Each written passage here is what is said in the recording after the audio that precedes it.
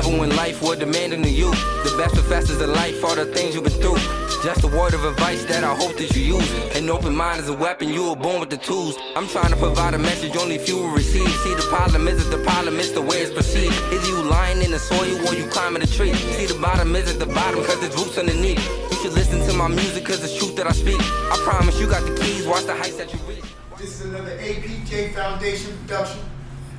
Instead of me going through my basic rundown, I wanted to introduce that we have a guest here today, a special guest, and she's basically going to just take over the show, and we're going to follow her lead because she is the youth, and we want to get an insight on what the youth is thinking and how they're feeling and what they believe. So with that, right, first thing I want to do is introduce our president, Abdul Jamison, and with that, since you can introduce yourself. My name is Briaunna Embrey-Banks, and I am the CEO and founder of Owning My Blackness and Owning My Blackness Consulting. It works to educate, advocate, and elevate for Black students. I'm also a graduate student at University of Maryland, Baltimore, where I'm receiving a master's degree in diversity, equity, inclusion, and leadership. So that's all. And she's also family, so. And must run within the blood. Exactly. Well, it's good. It's good that you're here. Thank you once again, buddy. As always coming through and always shining a light on the podcast and your insights. First off, we want to give a little. We want to talk about a topic that just happened today, December 6th, and something tragedy happened once again at York High. And what was your insights on it? What did you hear? There was an incident at York High today where 3 kids were assaulted and stabbed. One of them died. They don't really like to give the names out of the people who died, but the kid name was Mike Keys. Since we probably won't publish this today, right? Right. We shouldn't have too much problems with the fact that we gave the name out. It was a young kid. He was in 9th grade. He was stabbed and killed today. This is crazy. The degree of violence of our youth. What do you think about that, Briaunna? My opinion on violence and crimes that applies to our youth today, I think the problem is, as the adults in the community who try to address this issue, we're addressing it as of now issues, but in reality our problem roots back generations upon generations. Because we refuse to resolve the root of the issue, we're seeing it continue to play out. And I feel like we get the false narrative that it's worse now than it's been, and in reality it's just more in our faces now. When you say the root, what you mean the root? Let's explain to us. Mm-hmm. So one of the things that I like to do, particularly when I go out and talk about events, is dig a little deeper into history. Yeah. And I think when you talk about violence within America, especially within our community, we often sugarcoat or glaze over slavery. And the true impacts that we are continuing to see today of it, and how we often just talk about like, oh, it was so long ago, or we have bigger problems now, and in reality, because we are addressing what our community truly went through during that time, we are still seeing the repercussions of it today. So let me ask you a question. So basically what you're saying is that a long time ago, right, during the course of slavery, that a form of fear, right, or a form of hatred for our own kind was placed into the Black community, and that we're actually seeing this hatred manifest today? Yes, so to give you an example of what I mean, thing you may see today that may be trendy but is scarcely a reality for our community is the joke about the single parent household within the Black community, which is a sad truth for many, many youth within our community.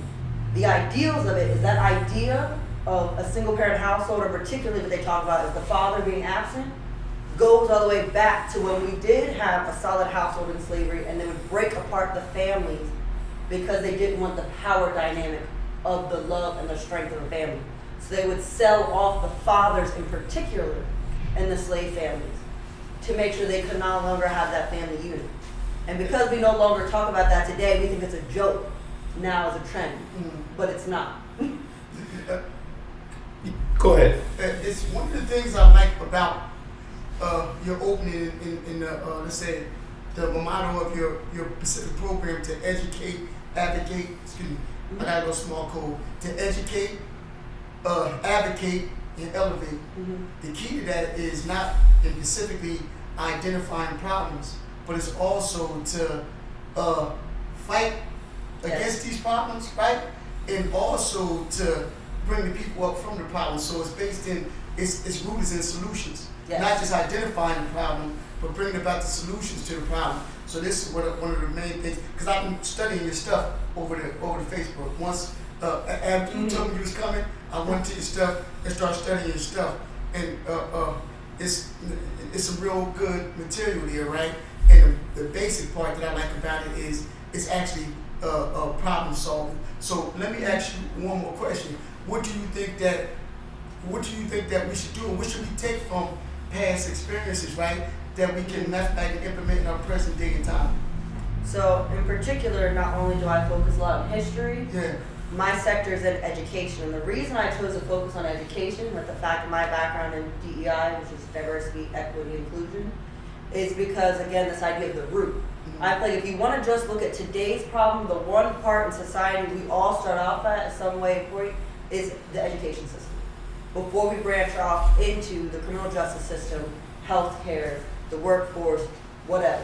And those same principles that we are seeing in the education system are reflected in all of society. So what I mean by that is, have either of you heard of the racial achievement or the racial disciplinary gap? I heard from you.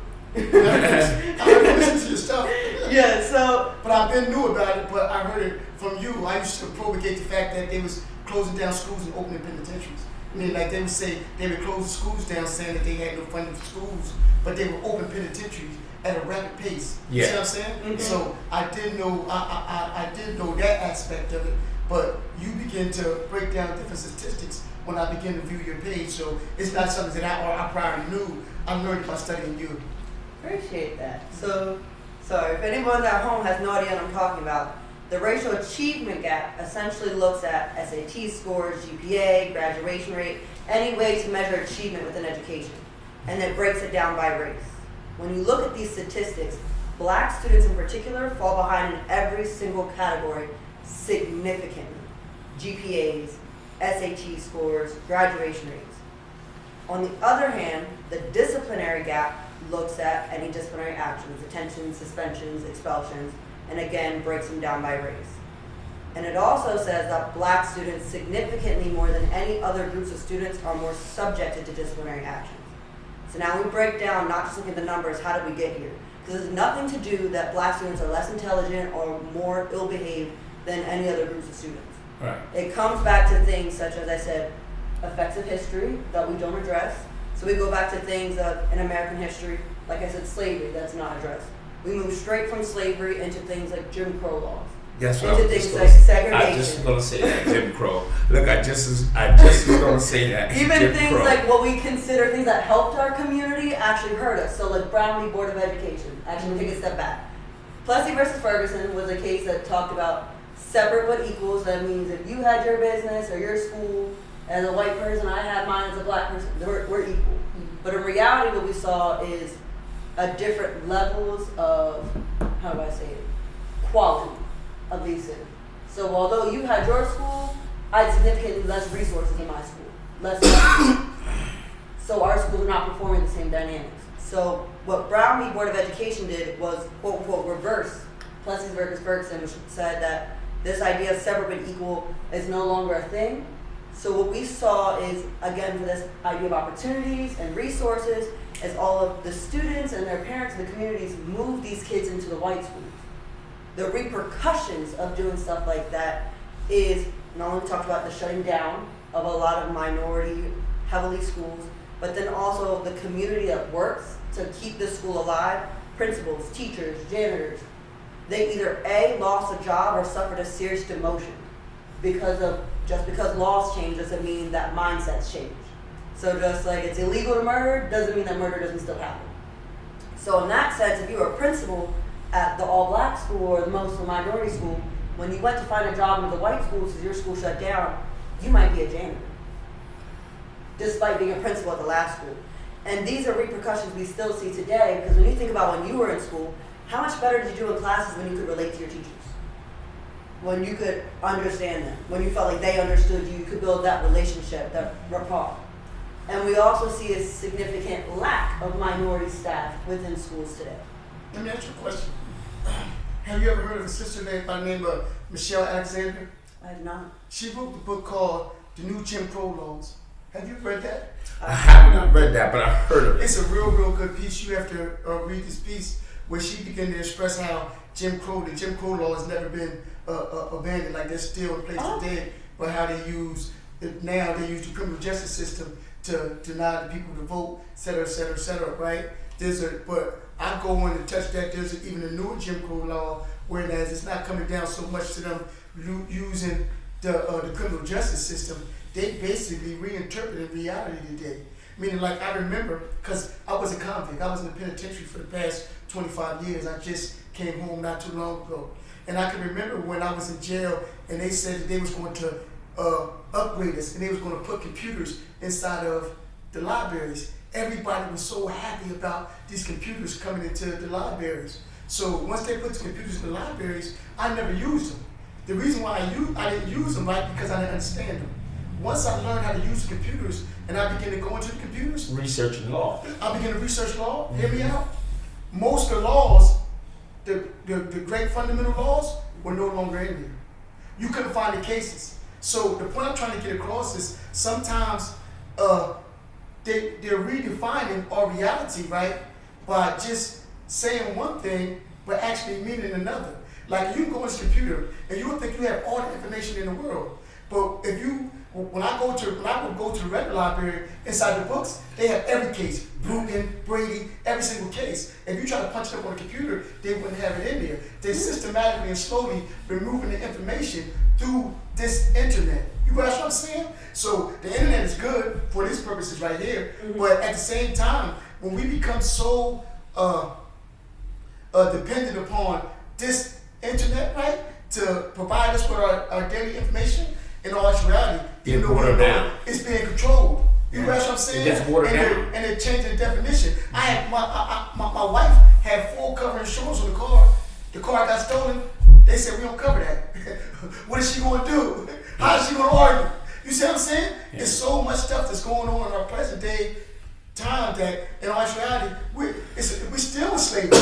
we wasn't in slavery. We wasn't just in slavery then. We still in slavery now. What my mom always told me growing up was that slavery never ended, it just evolved. Yeah. So for people who were looking like, girl, what the heck are you talking about? If you think of like the idea of like the cell phone, right?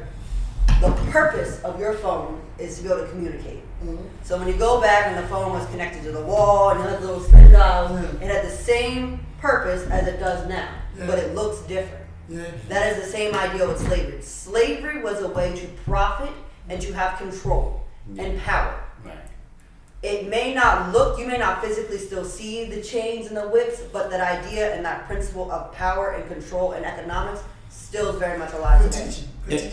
And one of the biggest things that, from a business perspective, and this is that because I've known this from getting loans, from not only from getting loans, but if you're not using the right wording for certain loans or certain things, or when you're getting your house appraised or your commercial property appraised, they tend to lowball someone of color than someone that ain't of color. Reason being because it gives you more money and more power to leverage off of your asset. So I experienced where a lot of times where in one instance they had appraised a property at this rate that's a door down from me, $700,000, but appraising me at $300,000. You got to make it make sense. So these are the things that we're talking about when it comes to economic slavery, the things that they block, and not only that, but we got the school system. The same way when it comes to why are kids in suburbia and all these other schools being exposed to new technology, while ours is not being exposed to this? Why don't we have the trades? Why don't we have this? So these are one of the big fundamental things for the APJ Foundation to focus on is to bring these trades and to build our own school, own tech schools. And this is what I've been focused on more now than ever, because I know how important it is, the educational piece. This is why you have these kids, parents, not only the kids, but even the parents, the lack of knowing self, the lack of education. And a lot of times when you got a group of disparate youth and adults that don't have access to money, don't have access to good counseling, and then people, not only the counseling and the mental health part, but it has to be where you got individuals that look like them that can relate. No suburban mom cannot relate to a child that grew up in the ghetto. You won't know the struggles that they're going through, from when it comes to economics, when it comes to not having the single parent household, and then not only that, but generational wealth. Look, all the big oil people and all the people that control the money, the Rockefeller families. Look how much their family has passed down generational wealth. What did we pass down? Be afraid of the police, hate each other, kill each other. That was passed down through slavery. And this is happening. If I was to go into the average neighborhood around here, right, that I don't belong in, right, that I not come from, when the kids see me coming in there, even the grown folks, most times they'll grab their weapon. You see what I'm saying? Or begin to look at me crazily. Now, that's in a white neighborhood. Let me finish. I'm saying not in a white neighborhood. If I go over south side of certain neighborhoods, right? Gotcha. In the Sorry black about neighborhood, I'm talking about slavery now. Okay, gotcha. The mind frame of the masses. In the event that I go into certain neighborhoods, the kids will grab a gun. Like, what is he doing around here? Et cetera, right? When the police come into the neighborhoods, they run. They throw the gun. Not only they run, they throw the gun. Right. It's an ingrained fear. Now, I'm not propagating any form of violence, right? But I'm saying that it's an ingrained fear that's inside what we call the so-called Negroes, right? That's been placed in them by the generation that's above them. Gotcha. You grasp what I'm saying? Gotcha. It's been placed in us by the generation that's above us. You grasp what I'm saying? So the point I'm trying to get across is that that's an ingrownness. But let's go to this. I want to touch on this real quick. Before you move on, I'm sorry, do you mind if I take a second to tie the ideas that you guys are talking about here? Yes. The ideas of the criminal justice system in business and how I was talking about education and history. Yeah, go ahead. So we talked about, you mentioned earlier how suburban may have one thing and then York High may have another. Right. In terms of quality of education, resources, and another. But again, if we go back into history, all that was purposeful. This idea of redlining by the banks that controlled what neighborhood certain people could live in, and then also, again, tying in the government's instance, what was it? FAO. Basically, there's a branch of the government dedicated to housing. Right. I can't remember what it's called. FHA. There you go. That's dedicated to housing. That was particularly created, and their first mission was to create the suburbs and deny those fancy houses to the black community in particular. They were built for the white community. You can find that in black and white wherever you look at it. That was their sole purpose, was to create the suburbs, nice houses, and sell them to white people. And it was actually against the law in many states for them to sell these houses to the black community. So now we control not only where they live, and now we make laws about where you can go to school. What does that do? Because the red line is controlled by the banks, that also controls where the money is going. Right. As we know, money makes the world go around. So now when these kids of the next generation get into these schools, they're already behind when it comes to resources. The best teachers, let's be honest, are going to follow the money. So they're behind on the quality of educators within the building. No shade, but it is what it is.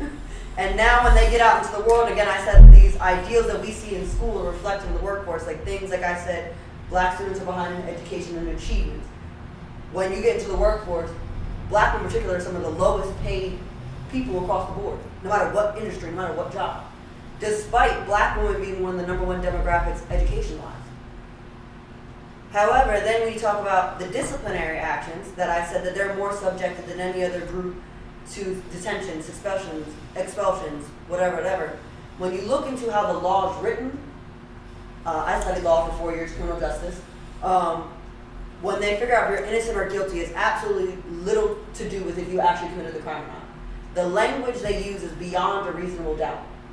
What that means is basically what lawyer can tell the best story. And the reason that we see more minorities, and especially males, locked up than anyone else's, because it's easier to prove the story that a child who grew up in a single parent household in the hood where there's gangs, there's drugs, there's violence, committed the crime, than the kid whose parent was a doctor, another parent was a lawyer who lived in the suburbs, despite the evidence. And not only that, they think that this black kid who grew up in that neighborhood is more likely to do it again. So then you get in that aspect, you're not getting locked up more, you're getting more time because they think you're going to continue to do it. And then again, that whole principle we date all the way back to slavery, this idea of keeping control, keeping power, because then what happens when you get out? You're denied the right to vote. They make you put it on job applications. You're now less likely to get even more funding to provide for your family. And then we talk about this thing of generational. Not only generational wealth, much money can be passed down, generational knowledge is huge. So that means, going all the way back, if my great-great-grandfather was a slave and he only had an elementary school education, he only had that middle school education to pass down to my great-great-grandfather. And so that continues to pay a piece, because we talk about how much does education play into success. You want to make big bucks around here, if you even want to make an average livable wage, these days you need at least a bachelor's degree to make a livable wage on most jobs. And that's not counting out those single-handedly people who just happen to make it and those 1 in a million. I'm talking about just the average American go to the education system. You need at least a bachelor's degree if you want to expect to make even $25 an hour around here. Yeah. I want to touch on a few things. What you gave, which was all wise, crap, and exact.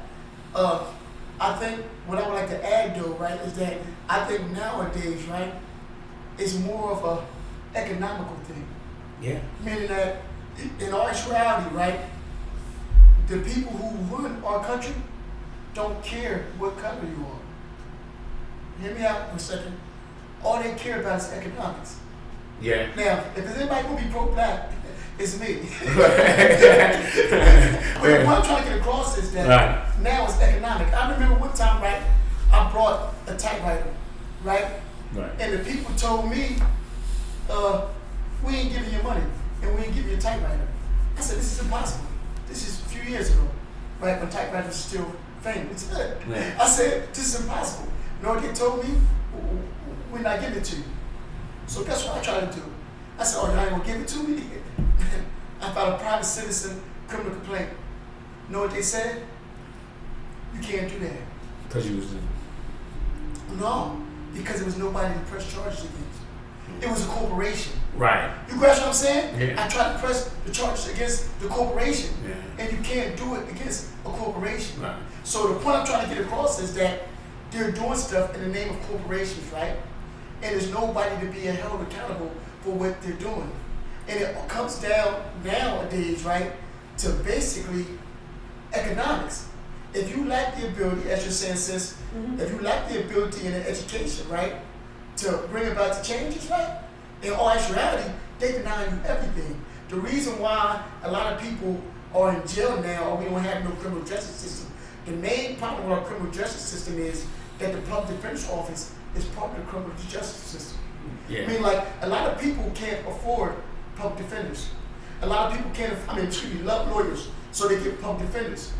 Even the lawyers today, right, the regular lawyers, they're public defenders. Yeah. They're getting court-appointed cases by the court system. Yeah. So when they don't give you a public defender, they give you a court-appointed lawyer. The point I'm trying to get across is that everybody's paid by the same people that they're going against. Meaning that if a lawyer was to do something that was negative towards a judge, right, then that lawyer becomes blackballed. Now that lawyer, right, receives maybe 15, 20 cases a year at $1,000 a case. So now a mass amount of his economical livelihood is coming from court-appointed cases. So now if this lawyer goes in there and starts showing that the court is corrupt, right, he's no longer receiving these funds.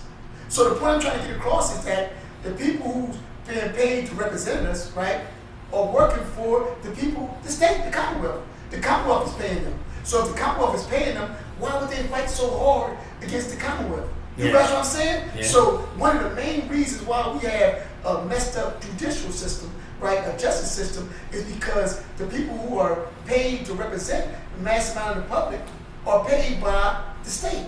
So the only way for us to ever be able to receive effective representation is to get an independent body in there or independent body to represent the masses of the people. So we'll never receive justice as long as, and it don't come down now to, it's blacks gonna get it worse and get it more. But in all actuality, if you ain't got no bread, they keep their foot on your neck. If you don't mind, I don't mean to cut you off. Yeah. I'm going to agree with a lot you said, but I'm going to respectfully disagree with part of it. Go ahead. So you said it's about economics. I 100% agree with that, but you said you don't think it's about race, and that's where I'm going to disagree with you. Because at the end of the day, when, as I said, history continues to repeat itself, I think it does come down to race because they have figured out time and time again in history that our community in particular is a money maker in some shape, way, or another. And what I mean by that is times that you said within this system that was not built for us, we are not going to succeed. Money, which is true, which is why time and time again, as a community, we have tried to create our own. Right. This is not a first set of ideas. For example, one of the big ones people turn to is Tulsa, Black Wall Street. When as a community, after the Great Migration, after they said like slavery is not a thing anymore, which depends who you ask, and a lot of people moved up to Tulsa, Greenwood, Tulsa. And during that time, they created their own churches, their own schools. Called Black Wall Street. Yes, Black Wall Street, a thriving neighborhood. And what happened? They bombed it to the ground. We talk about education. We said, okay, they don't want to teach. Not only do they want us to ill succeed at these schools, they don't want us here. We opened up our own schools. And what did they do? Find a way to suck out the resources from it. Moved, redlining, more laws, more Jim Crow laws. We get in even today when you talk about how people are being broken up. Most jails and prisons are privately owned. As much as it's part of the criminal justice system, it is very much still a business.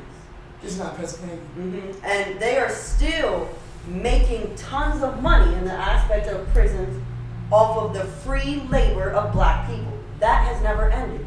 Just instead of calling it slavery now, they will legalize it in a way that they lock you up. And a way to lock you up goes back to, now you talk about the courts, take one step back. I told you that language that they use, beyond a reasonable doubt. It's easy to prove one story. Take it a step back there, you get arrested. The cops, when were police created? Police were created, in reality, the whole reason they created slaves was to control slaves and to control runaway slaves. So at the end of the day, when we still see the violence in our community, it's because they were never created to like us in the first place. Then you take it a step back from there. Okay, where are you going to school at? I just told you, they control where you go to school and with the environment that you're in. Step back. Where are your parents coming from? Who are you being raised by? They're purposely splitting up these families. So now if mom's too busy at work, one job, two jobs, trying to pay the bills, she doesn't have time to sit there and study flashcards with you, drive you to basketball practice, make sure you get tutored.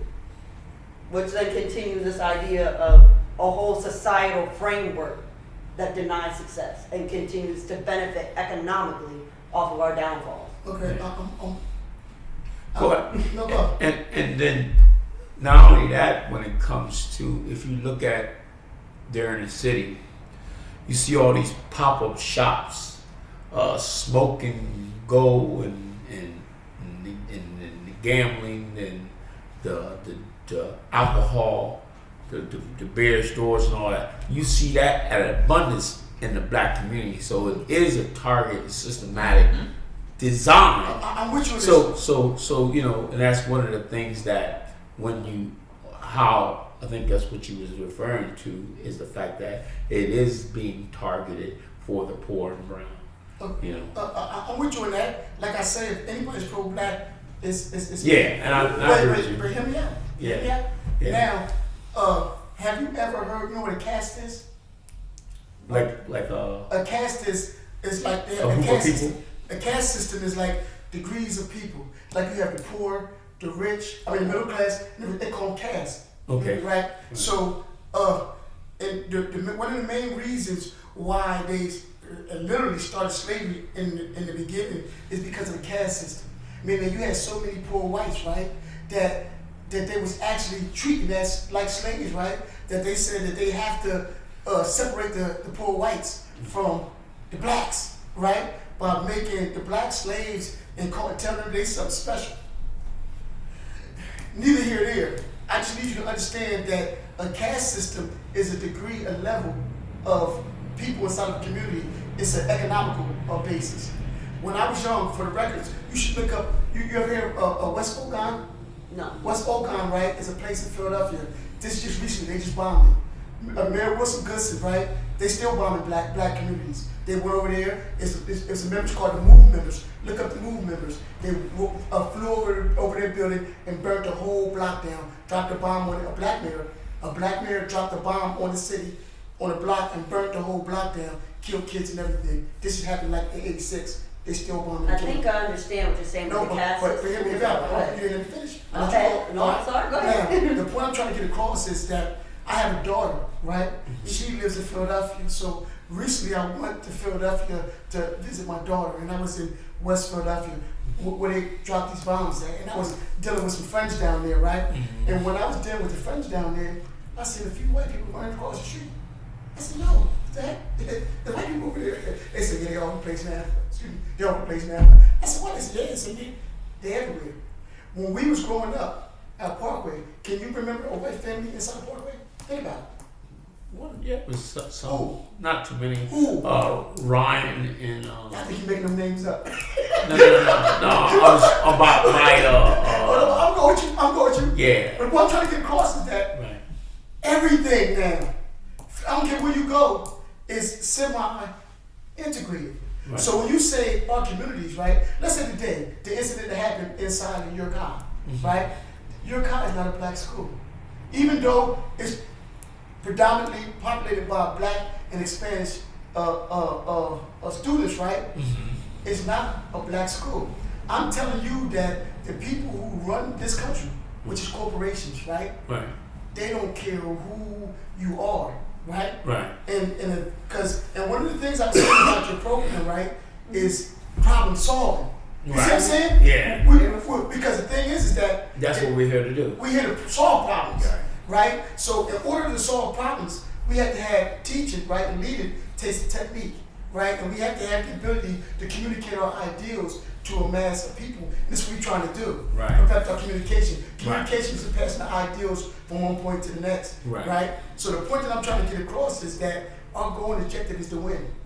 Right. In our process, in us winning our goal and objectives, we have to be able to use all the elements around us. Everybody needs to be utilized to have us reach our collective goals and objectives. So sometimes we have to surrender our individual wills for the collective will of the whole, our individual beliefs for the collective beliefs of the whole. Our enemies used it in the beginning to separate us from a support system, Right. which was poor whites. You grasp what I'm saying? Right. So they used the case system in the beginning to separate us from a possible support system. We got to use every single form of support that we can get, Right. resources to fight this problem that we're faced with today. It's not nothing that just George Jackson once said, once best of his prisoners, he said, we ain't even gonna believe that we being killed until the bullets is hitting our body. Then we gonna say, oh, they shooting us. Right. The point I'm trying to get across is that it's almost getting to that stage now.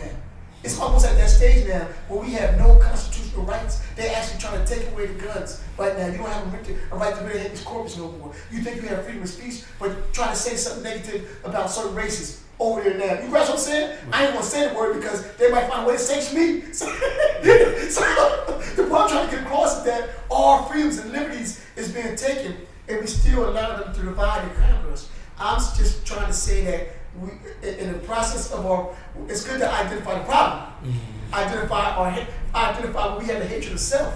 Right. But in the process of us getting to where we need to go, I think we have to utilize all the collective people around us to bring about our end goal and objective. Yeah, and I agree with you. It's like, one of the biggest thing that, one of the biggest thing I'm big on is togetherness. It's team. You cannot bring about change without a collective group of people. It's the same way I was just watching the old history on JFK when, I've seen it before, but when he was assassinated and how he was, he had so many great ideas and so many great analysis on what he wanted to do to bring change, but he had a group, it was everyone, black, brown, white, poor whites, everyone.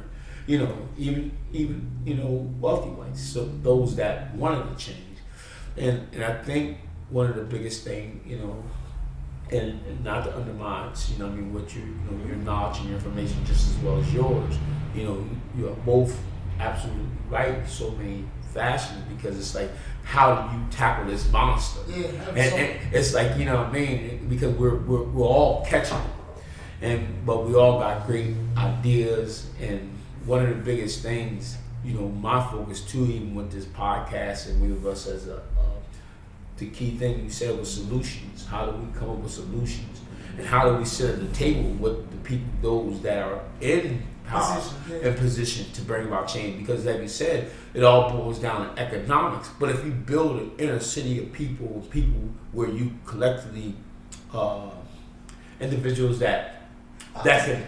I studied you, right? And I can remember you saying that how you wanted to do a Black Lives Matter movement while you was in college. I did. Right? I studied you where you were saying that you was having so many different problems and bringing this, and how they automatically all grouped up on you because they had predetermined concepts and predetermined ideals in their head, right? But you were able to talk to the right people. Somebody, a sister who you said is your mentor to this day. You was able to talk to the right people because you were somebody was willing to listen. And by you being able to talk to the right people, you were able to do all the things that you want to do and help propel you into the position that you are in today. Only thing I'm saying is that we never know who the right people is until we in the position. Yeah. You grasp what I'm saying? That's the only thing I'm trying to get across. I studied you, little sis, so I No, you're right. Yeah. I do want to ask, have you guys heard of this term called intersectionality? Intersectionality. Nah. Intersectionality, which is what I was trying to get at, I don't even think we're necessarily talking about two different things. As intersectionality basically is a way to say that you are all that you are. So although I was focusing on race and you were talking about economics, they are together. You can still be black and still be poor. I can be black and I can be white. I can be black and be a woman. They are not separate, but they are all together. If that makes sense. That's basically what intersectionality when it comes to race, economics, religion, whatever. It means that you all are what you are. In that sense, when we talk about solutions and bringing people together, what I wanted to say is be careful of, yes, we are all a part, but we need to recognize when we do talk about these issues with the Don't group. trust them. No, you necessarily don't trust them, but you need to be able to find a connection. When we talk about solutions, you need to find ways to relate to people. So what I always say is, yes, my brand is owning my blackness, but anybody who supports the issue is more than welcome to join on. Good teaching. So, in the sense that means, in a grand scale of things, we can all be focused on this issue, helping our community. That doesn't necessarily mean all of our people, our help, our resources need to come from within this community. We just all need to be hyper-focused on the same issue, if that makes sense. Good teaching. Right. Sorry. It's too much. It's too much. The subject is so big. Yeah, it is. Sometimes you just gotta. Yeah. It's a lot. And one of the things I want to do too is allow you to express more, and also, like I said, this podcast is really designed for the youth to hear your voice, to hear your, your perspective, and that's what we're going to need more, because that way we go back and forth with solutions and ideas, and that's what it's all about. So, well, go ahead, I'll let you take the floor, because it's something else you want to catch up on. I did like that you talked about solutions, but also to what you were talking about, like finding the necessary resources. I think it's important that those with the message and those of us with the time and the resources to it as part of the solution continue to bring it back. So in the sense is, like you talked about my journey, those who doesn't know, I wanted to do just a basic RA event, which is a residence assistant at my college, on Black Lives Matter, which made sense at the time because we always talked about hot button issues. It's college, you can talk about whatever. But I received many, many roadblocks that no other RA was facing to get their event off of pre-ideals of what they thought I wanted to do versus what I was actually trying to do. So now what I do is, because I knew I was lucky to get a hold of someone who knew how to work the school system to get me where I needed to go, I now go back and work with those same kids. Like, okay, let's learn how to navigate student advocacy. Because this is exactly what you want to do. You need to know what's coming your way, good or bad, so you can objectively make a decision, and let me put you in the right rooms with the right people. What's student advocacy? Student advocacy, no, you're fine. So, like I said, I'm still a student, and as a student, like you said, we followed my story. Yeah. Me continuing to push against the system to make change. What's this? The education system in this sense, but when you talk about advocacy, it's basically just trying to make change. So a good person, think of like just a big one, like Martin Luther King Jr. He was pushing against a system in a sense to make change. Can I ask you a question, Wes? Yeah, no problem. The kids that you teaching inside of your back at your school, in student advocacy, right? That's what you say? My organization, yeah, it's not Okay, necessarily school anymore. Yeah, but go ahead, you're fine. Do you bring them back into this community so they can advocate for this community? Have you been able to connect the educated class with my homie around the corner? I got a homie around the corner. Yeah. So, and I'm glad you brought that up. Yeah. That was one of the things I wanted, because we it's so disenfranchised. Even like you got your colleges right here in the city, and there's no collaboration. And I tried many times to try to collaborate to bring, because that's what's so much needed. It's so much like it's so many. Just like you said, the next Elon Musk is in the city. The next Bill Gates is in the city, but they have to be exposed to an environment that's going to help them build and grow. So we need that. We need people from your advocacy group. Yeah. My man's in there. And that's what we're going to do with the APJ Foundation, is to bring this platform to here as we continue to move forward and grow. And this is what this is truly about. You know what I mean? Sitting at the table. You ever thought about going on the corner? I'm talking going on the corner program. Remember back in the days how Martin Luther King, Malcolm X, Martin Luther King, Malcolm X, Jesse Jackson, most of the older teachers, teachers and advocates, right? They went to the corners.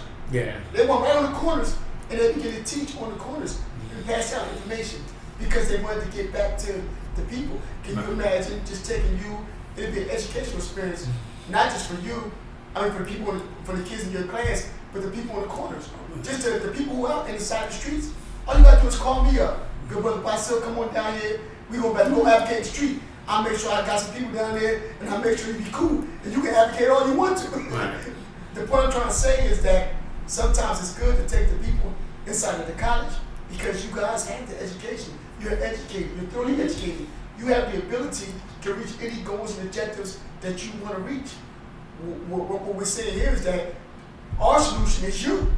You're our solution. But the only way you're going to become our solution if you tie your wisdom and your organization back into the city street to my man Bim Bam and them around the corner. If you can get Bim Bam and them around the corner, right, to see what you see, it's nothing we can't do. Right. No, I appreciate you saying that, because I do know, again, for those very familiar story, I'm kind of still on the newer side of this. I'm going into my third year, and this idea of an advocate and trying to actively make change. And I feel like somewhere, I don't want to say I went wrong, like a learning experience for me was when you told this idea of going to the streets. I wasn't necessarily in the streets, but I was on college campus on brochures, like walking up to anybody and everybody listening, like, hey, this is my organization, this is the problem I'm trying to solve, here's everything about it, like, come join us, come join us. And then when I would attempt to make it more of a community and not just a college club, so for example, I had a branch at York College. I was trying to get the York College to pay for busing to get York City School District to come in. I was sending emails. I was trying to get the suburban kids to come in, central kids to come, being bused into the school to see the events that we put together to talk about our community, and also get them exposed to the college environment. That this is where you could be. But the problem was, again, I was trying to. What did it cost to do that? You mean financial wise or financial wise? JJ. I said, how much would it cost? You get water? Financial wise, I didn't realize we wasn't the one paying for it. I said, because sometimes you can ask the brothers and we'll go find it. Yeah. Yes, but the problem as I was experiencing wasn't even necessarily trying to find the funding for it. Okay. I was continuing to hit those roadblocks just like I did the first time, with just getting the necessary approvals and even getting the necessary heads community to show up. Because I found myself fighting, again, this system, because there was no one person, no one department, and I think that's really what I mean by system. There's really no single person to blame in that sense. So I found myself continuing to fight a system to make change that didn't want me to do so. Yeah. Which is why, like a few months ago, I completely removed the organization from the school and got it all underneath my name. Yeah. So now I'm trying to go back and make this what I wanted to be in the first place, linking the community and education in a sense. But I feel like I'm just now getting started in that journey, and not that I've necessarily done it all the way yet. If that makes sense. But I'm on the track. I'm on your way back. I wanted to also piggyback off of what you were saying. I wanted to tie into Martin Luther King Jr. because I feel like a lot of people know of Martin Luther King Jr., but a lot of people ignore like the last quarter of his life. Right. So most people don't realize that MLK was actually one of the most hated people during his time. Like he was not some revolutionary leader that everyone loved and praised until way after his death. Because while he was alive, people hated that man and they hated what he was trying to do. Right. And when we talk about one of the last projects he did, I think it was called the Poor People, I forget exactly what it's called, Poor People Campaign. Poor People Campaign. Essentially, what MLK was trying to do, which is something I was talking about earlier, seeing yourself, he realized that the one subject, also talking back to the economics that you were talking about, the people could see themselves in is this idea of lack of resources and lack of money, which is why he developed the Poor People Campaign, which is one thing that no matter if you were white, if you were black, if you were Asian, everyone could see themselves in. Right around the time he was assassinated, he was planning on like full running stampede with the Poor People's Campaign. And it's believed that's one of the reasons they decided to assassinate him when they did, because this idea of power and control, that he was already gaining leverage with this idea of within the black community trying to change laws and schools and education, the justice system, that now if he can get it on economics in a sense where everybody can see themselves and not just the black community, it's going to be much, much harder to stop him. Gotcha. And it's another example, how you said before, of them assassinating people were getting too far. When they start to finally tie that in together, this idea of standing together and coming together. To bring about change. Yes. And another aspect when you think about this idea of them not, when I say them, just like the outer body, the system not wanting us to come together with problems, you get into the idea of like the black codes. So you guys, you both of you heard the story of Nat Turner? Yeah. So very, very quickly, for those who don't know what I'm talking about, Nat Turner was an enslaved individual who had, I hate to say privileges, but in that sense, that other slaves may not have had, the ability to know how to read, the ability to know how to write, and he was also taught the religion of Christianity and allowed to go preach at different plantations. With these quote-unquote privileges of this being able to go to plantation to plantation, he ended up leading later on something called the Nat Turner Rebellion, in which we all know the tale of he started gathering slaves and was killing off entire plantations of white families and gathering their slaves to continue to lead the revolt, and ended up in an entire massacre. The reason I bring that up is not even necessarily Nat Turner and his story itself, but the aftermath of it. So something that happened after the Nat Turner Rebellion was the idea of the black codes. And as part of those black codes, I believe it started in Virginia, almost very, very quickly, if not immediately after the Nat Turner Rebellion, to guarantee that this would not happen again. They made not only enslaved blacks, but also freed blacks lose the ability to learn how to write, how to read, but also the ability to gather in large groups. Because once again, I think I might not be the only one, heard your grandparents say, they don't want us to come together, they don't want us to stand together, they don't want us to or not. It's because they very much did so to the point where they created laws and practices to eliminate that. Right. Because of the few times we did come together, you saw things like the Nat Turner Rebellion. Right. I think sometimes in my experience in the black community, even when it comes to business and things like that,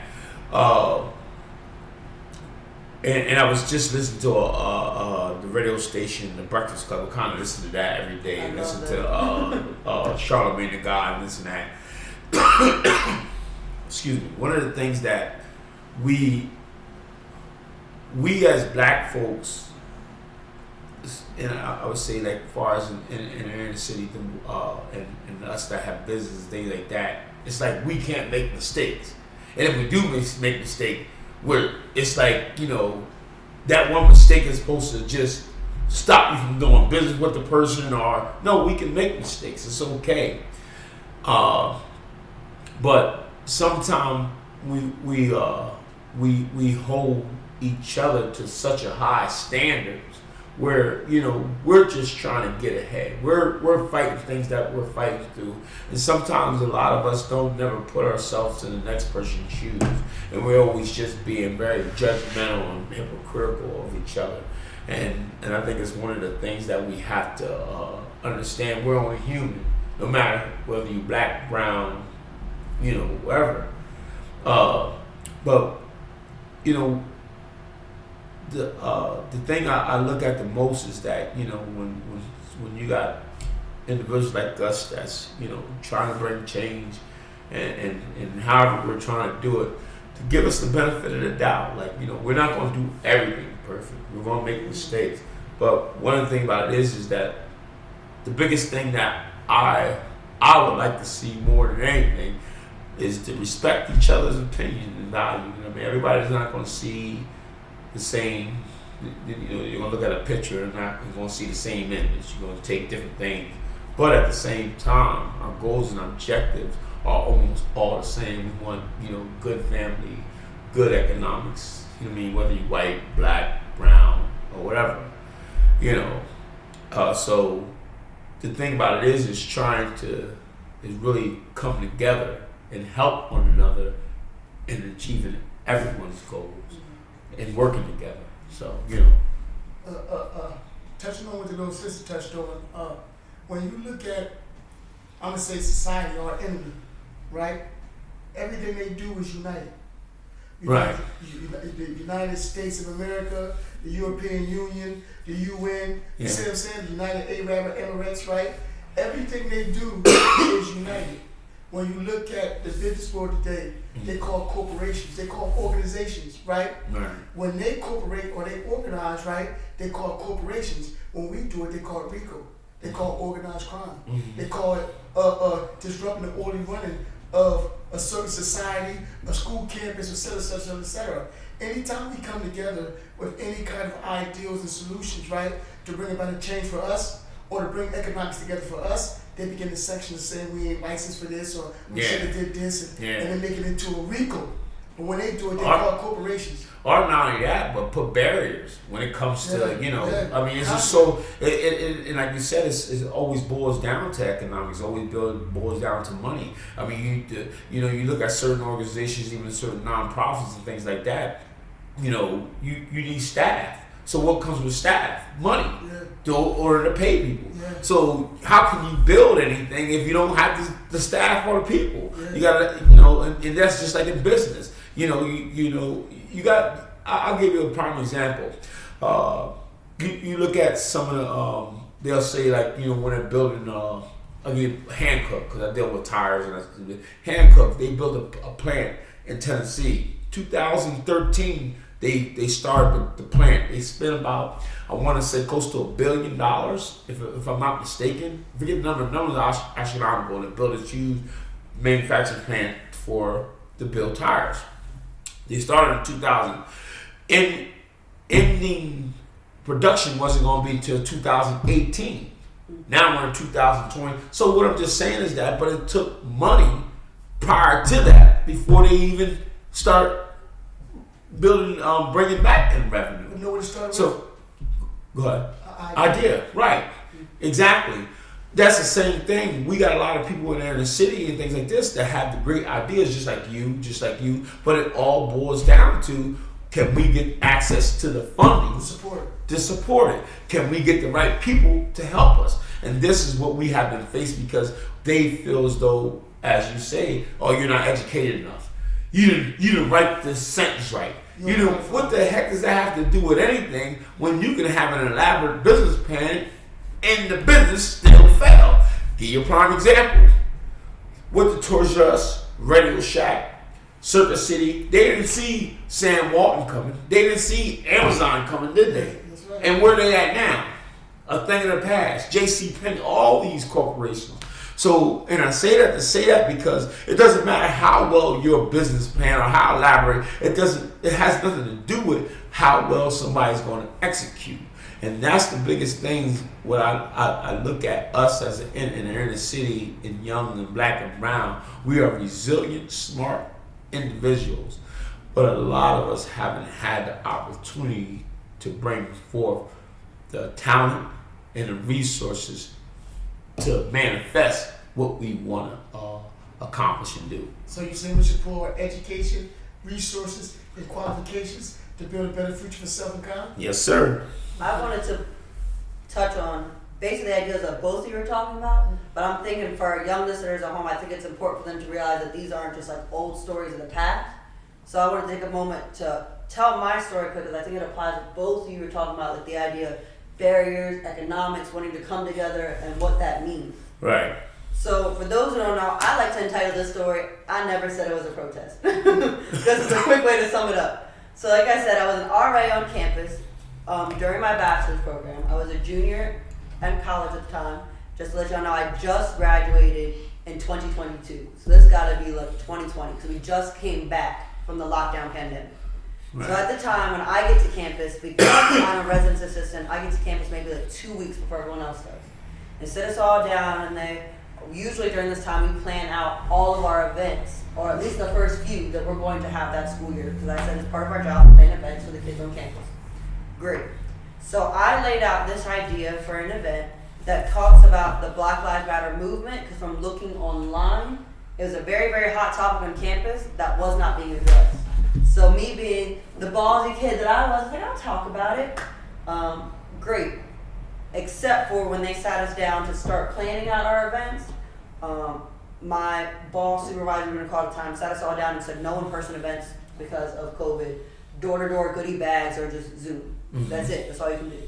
I didn't like that. So I sat down, my supervisor, and I was like, I hear you, but hear me out. And I explained my idea for this elaborate, huge event that talks about the Black Lives Matter movement. And she looked at me and she said, you know what, Briaunna, I love your idea. This is great. This is wonderful. I don't have the authority to clear you to do this event. I said, all right, cool. Let me find someone who does. So I went about it the same way I do any other event, which is A, starting off with finding a location. So that's the idea, like we say, of resources. I can't do the event if I don't have a place to hold it. So I start with abiding by still school rules. I can hold a big event as long as it's outside and we're 6 feet apart, all that fun jazz. So I email the people who are normally in charge of the soccer fields of the school. That person gets back to me in an email and they're just like basically, oh, actually I don't control this anymore, go to this person. So again, because it's COVID, I can't just walk in nobody's office right now, I have to email. So I email the next person and then that person's email bounces back and said talk to this person. And this person's email gives you an automatic message because they're not even working because of COVID and directs you back to the first person I talked to in the first place. Myself, highly don't recommend for anyone who likes their job, so I'm not ready to do this. I threw them all in a single email chain and said, I'm going to do it with or without you. Somebody figure it out who I need to talk to. But maybe 24 to 48 hours after I sent that real risky email, I ended up receiving an email from our school's head of DEI office at the time. I forget what it's called. It wasn't called DEI, but that's what it was.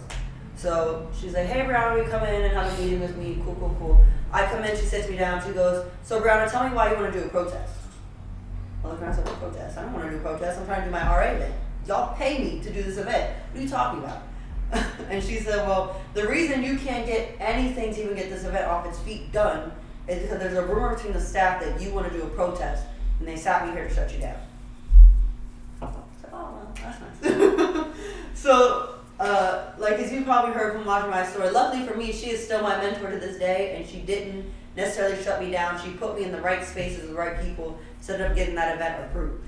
And this idea of you said of bringing people together, not only was my event going to address Black Lives Matter, but it was the first event of its kind, and the fact that I emailed the school's writing department and said, this is my event, this is the topic, send me any kids who would donate their writings to the project. Reach out to the school's art department, any artwork, photography you want to donate. Reached out to the community, said, hey, does anyone have film photography we can have on display here? And just started bringing all these things together. So when we talked about this event, it was called Blackout for Black Lives. I taught about the Black Lives Matter movement. We deep dived into the history, like where did each side come from, Blue Lives, Black Lives Matter. Where did that start? How did we get to where we are today? But then we had personal stories, poetry, music. We eventually added a step show, and we added it the next year. Just all of these different elements. And not only did I see the repercussions of slowly just simple things like I can't get now fields approved for me to hold it. When I tried to do similar things in the future, I started seeing repercussions such as funding removed from my club that was eventually approved.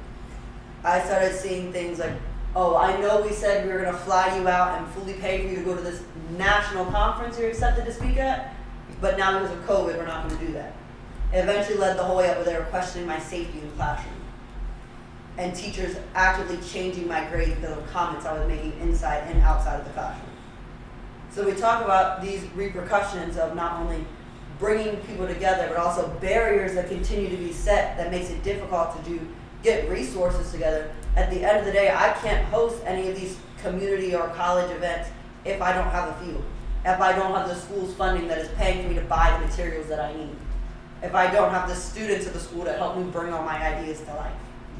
So all of that kind of plays a part, which I do think is so amazing about what the APJ Foundation is doing now, and starting to bring together people who are already doing similar things and giving them the platform to do so. Because at the end of the day with OMB now, it is me. I am OMB. Okay. I'm actively mentoring all the kids. I'm going out and speaking at all the schools, but I don't have another speaker. I don't have a second mentor. So it's this might get done this week, and this might get done next week, which is great. I can still do the work, but at the end of the day, if I was able to get access to those resources, so much more could be done. Right. So it's great that you said we do have those people with the great ideas, and I have met many, many students who have just as big ideas I do, but it's this aspect of trying to connect them to the right people and the right platforms to give them those resources, just let them blossom. Good teaching. Well, one of the things that with this podcast too, and even though he was mentioning about the how they was able to speak out on the streets and go out there and but one of the things is what we have our advantage right now is this and that's the biggest thing that was going to help with the getting your mission and your word out just as well as ours, and it's a lot faster.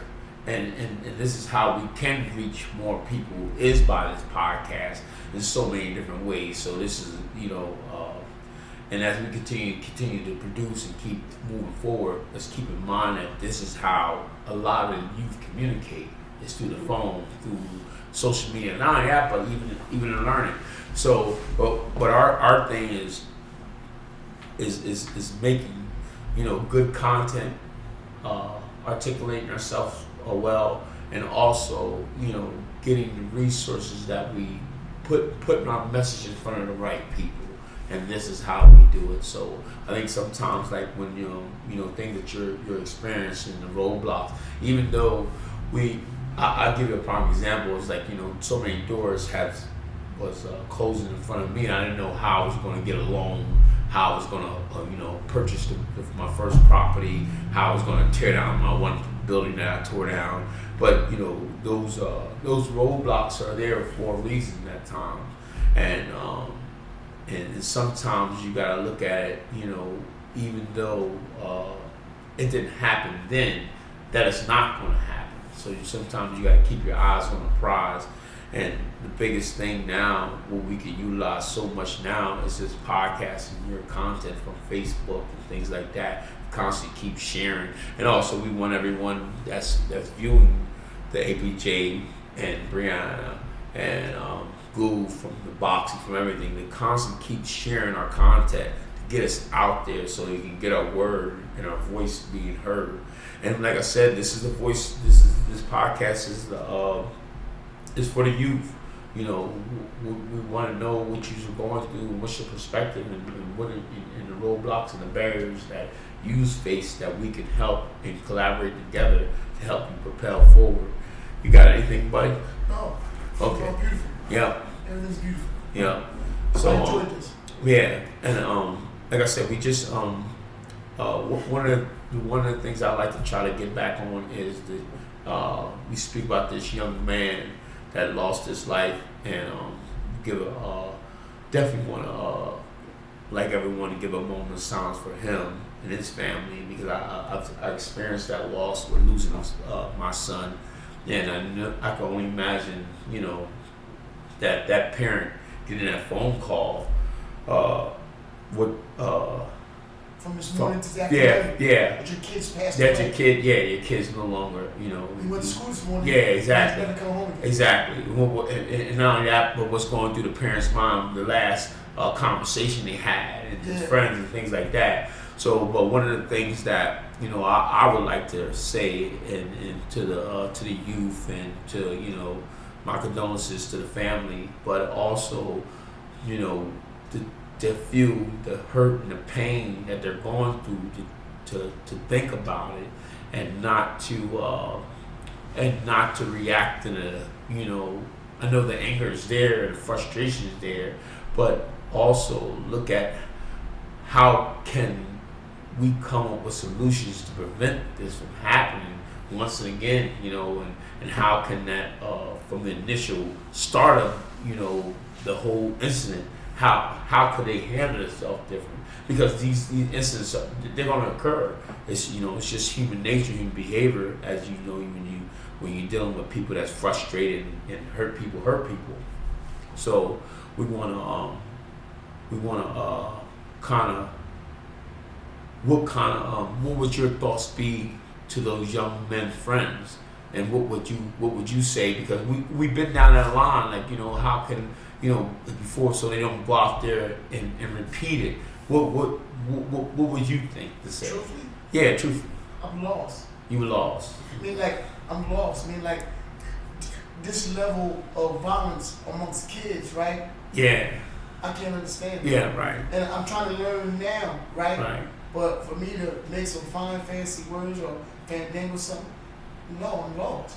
I'm lost. What would you say, Bree? What would your thoughts? I would say, from my unique standpoint, Right. and the work that I do is not only do I work actively with the youth, I also, in the consulting part, work actively with the system, as may say, the teachers, the educators, the principals, Right. and such.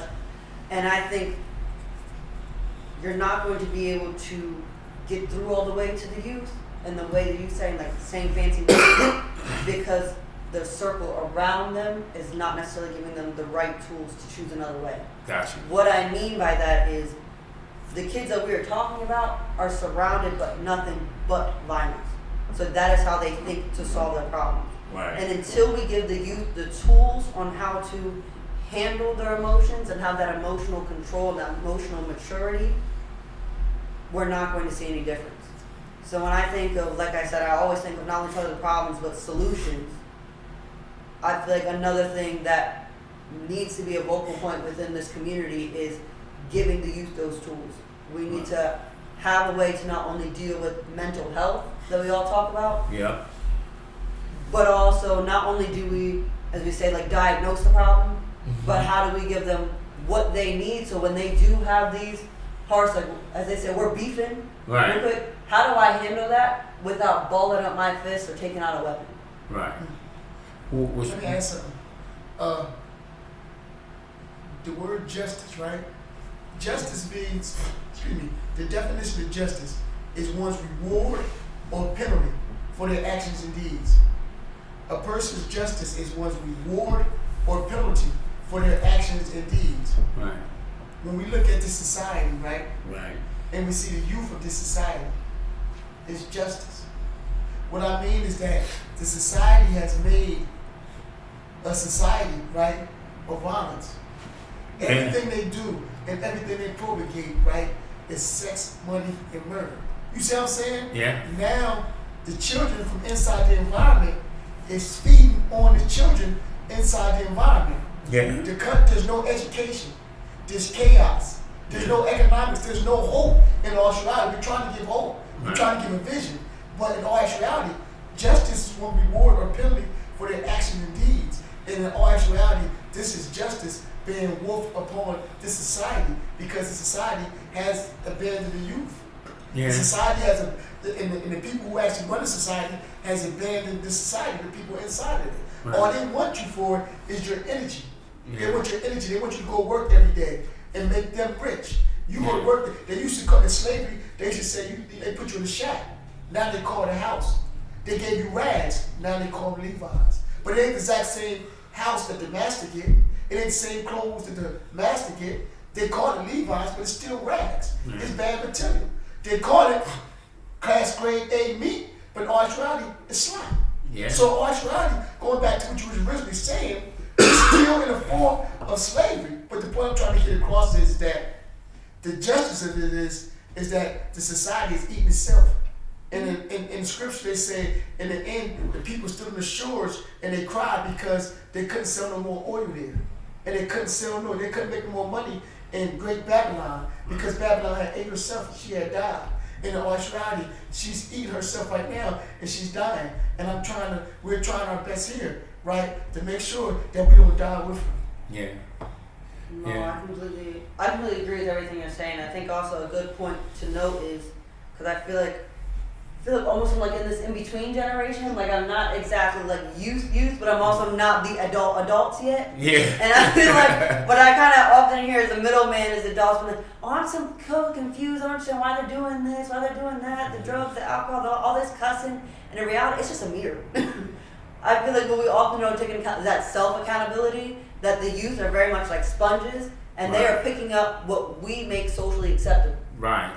True. So you are feeling like our youth right now is too much heavily into drugs, to drinking, to cussing, to sex, to watching X, Y, and Z. You need to start looking about maybe not even necessarily yourself, but the environment you've prepared for that child around them. Yeah, and I think that's what so much so much in societies that we you look at, even when it comes to the wars or anything, like when we come to government and the officials, if they don't like something, hell, they go blow it up. So that same mentality, and one thing I like to human nature and human behavior doesn't change no matter the decimal of your bank account. So when you got someone that's dealing with anger or dealing with frustration, and whether he's in the Senate seat or in the hood, that anger and that behavior is still the same, and how you handle it can be still the same, but sometimes it be laws that's saying I'm justified to do this because I'm bound by the law. But that law is still the same. It's still that behavior. That behavior is still to go, seek, destroy, kill. Well, that's the same behavior. It's still the same without the law. Yeah. But the behavior is still the same. But the only way you're making it legit is because you're doing the paperwork to make it legit. And more people die from sugar than cocaine. So what I mean, it's a double-edged sword. And some people say, well, we create this, and we're bound by laws, we're bound by this. Yeah, but them laws are only suited to fit you. It's like we do it, and it was like this, like where people wonder why Trump got so much momentum, because and when he started running, and I hate to get into politics and things like that, but like his rhetoric and his ruthlessness was what America. This is who we are. We are him. He was ruthless. Oh, he's so tough. He's fast, meeting with fury and all the fire, and and go guns a-blazing. Well, that's the same thing the youth are doing. They're doing what yous are doing. You're teaching that to the youth. So it's justice. Yeah. It's your reward or your penalty. It's your penalty. It's smacking us in the face because because America is a country of violence. From Native Indians coming over and ruthlessly taking this land. Then you got the thing with Israel, things that's going over there with the violence and stuff like that, and they're feuding, but it's the same thing. It's human nature, human behavior. That's all. Whether who's right or wrong, it's neither here or there. Yeah. It's like it's the point that what I'm just saying is that it's saying in order to handle something, or get a solution is by violence. So America society is reducing violence. So is the younger generation. So yeah. And one of the things that I think this is the biggest thing that just like with this podcast here is bringing in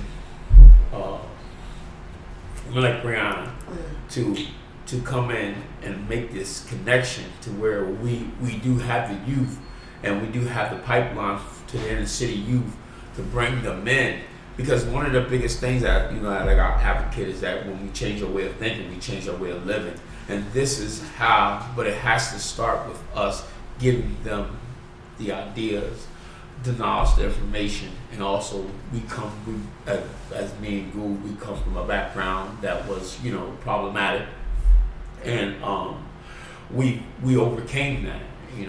I overcame it in so many ways, and I was blessed to sit next to the governor and the new governor and sit down with him, and also branches from people that's in the government and that's next to the governor.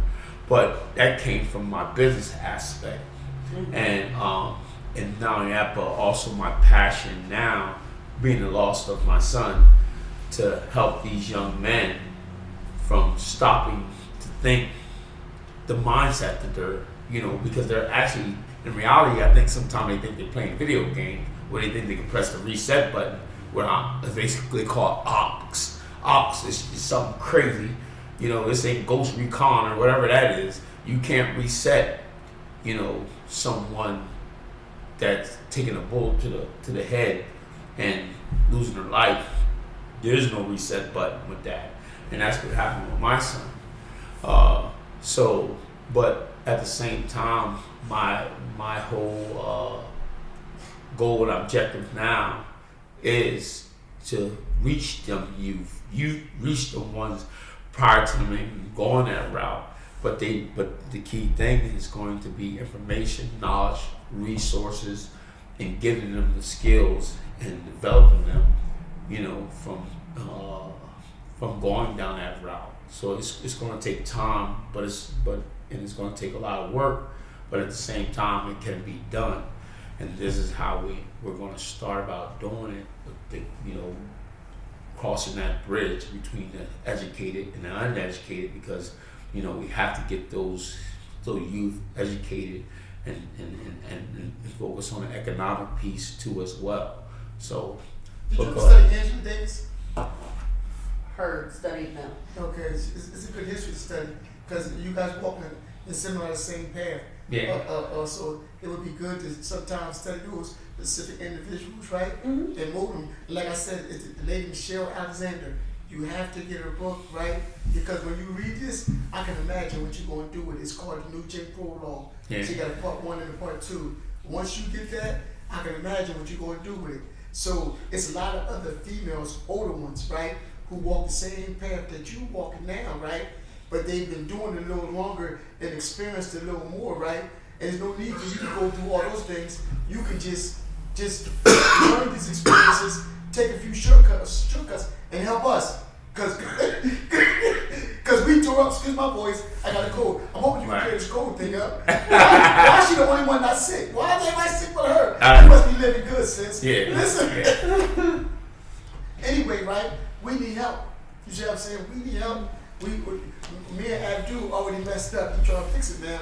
We already messed this joint up. So we actually need help. But it's a few other, like, they call them African Americans. But I don't like to use that word African or American in all actuality. African comes from the old Africanus, right? He was he came from Carthage, right? And then he was an explorer, and he surveyed the land or mapped the land out that they call Africa today. But he only did North Africa.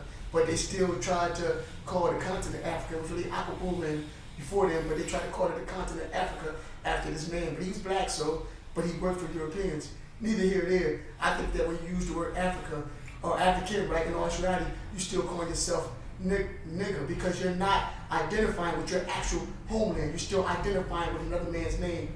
Neither here nor there, right? Mm-hmm. But it's a whole bunch of so-called African Americans here in America, right, that have a history, a long drawn-out history, that the path that you're going now. You see what I'm saying? And they was college kids, right, who, like Angela Davis, she was with George Jackson. Have you ever heard of George Jackson?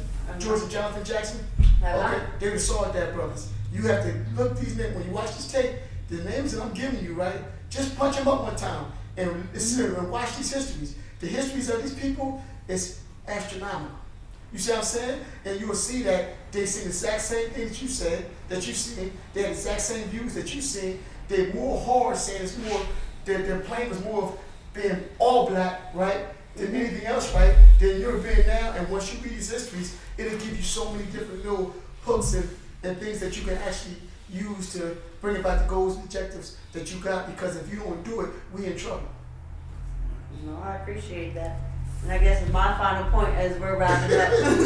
Go ahead. This idea of solutions was kind of tied back to what you said is, which is also my big thing with my organization, is this idea of mentorship, that we all have something to pass down to the next generation. So as much as I'm continuing to pass stuff down from the youth, I continue to put myself in these rooms with people I think have similar ideals, who may be older, more experienced in different ways, whatever that gap may be. Continue to get myself mentored.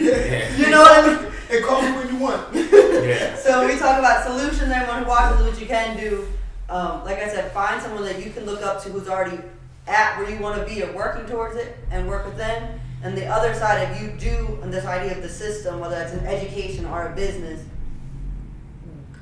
don't be afraid to go disrupt some conversation, get somebody who will. And you can more than happy to book me. I don't mind having disruptive conversations. I already made a lot of people mad. It's okay. well, anything when it comes about change and trying to change the status quo, you're always going to have backlash. I mean, you know, like I mean, even American history, you know, what I mean, has been, you know, built on bloodshed of you know, people that want to bring changes. And like I said, just like JFK, you know, that was ruthless enough with killing the president, and we've done that plenty of time here on our own soil. I mean, I think the biggest war that was where we lost most Americans was the Civil War. So, you know, we have to keep that in mind. So, one of the biggest things too I like to reiterate is this: leadership is not a popularity contest. So understand that you're not going to be liked, and that's okay. You know what I mean? But the one thing I always say is just keep God first, understand the mission, the cause, and just keep pursuing what you know what I mean, what's in your heart, and everything else. You know what I mean? Like you know, like God did it for Moses, part the Red Sea. You know, and that's everything. All the nonsense and the people that ain't for you gonna get pushed out of the way, and your main objective and goals is gonna be right in front of you. So, yeah.